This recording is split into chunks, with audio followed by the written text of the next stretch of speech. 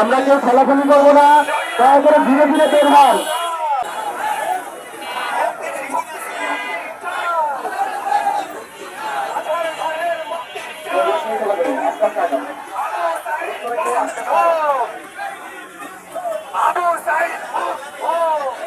আমরা কেউ খেলাখেলি করবো না, দয়া করে ধীরে ধীরে বের হন। দয়া করে সবাই আস্তে আস্তে বের হন। আস্তে আস্তে বের হবে।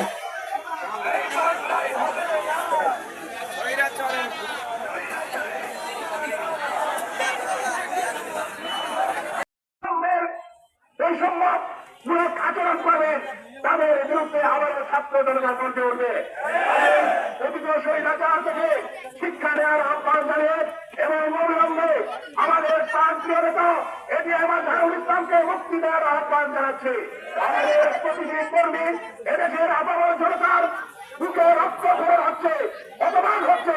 কেউ আজহারুল পালিয়ে যায়, স্বৈরাচারের খবর মুক্ত খবর থেকে মুক্তি লাভ করে রাজনৈতিক মামলায় এটি সরকারের গ্রেফতারকৃত অনেক নেতাকর্মী মুক্তি লাভ করে রাষ্ট্রপতির আদেশে অনেককে তৎক্ষণাৎ মুক্তি দেওয়া হয়। দেশবাসী আশা করেছিল যে জুলুম নির্যাতনের শিকার জনাব এটিএম আজহারুল ইসলাম স্বৈরাচার মুক্ত বাংলাদেশে মুক্তি পাবে, মুক্তি লাভ করবে। কিন্তু অন্তর্বর্তী সরকার ক্ষমতা গ্রহণের 6 মাস অতিবাহিত হওয়া সত্ত্বেও জনাব এটিএম আজহারুল ইসলাম মুক্তি লাভ করেছে। জামাত শাসনকে জুলুম এবং নির্যাতনের শিকার হয়েছেন আর স্বৈরাচার মুক্ত বাংলাদেশে জামাত ইসলামী এখনো বৈষম্যের শিকার। এদের শেখ হাসিনার শাসনামলে বিচারিক কার্যক্রম সমূহ সারা বিশ্বে বিতর্কিত, প্রশ্নবিদ্ধ, প্রত্যাখ্যাত।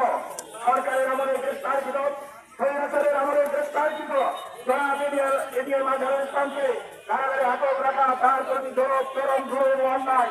আর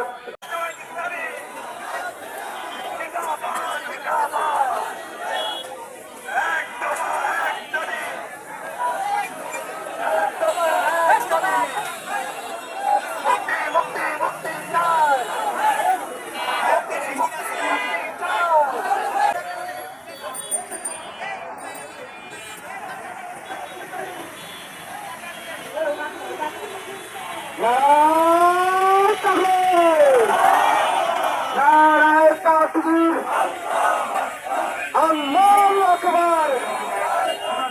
বাংলাদেশ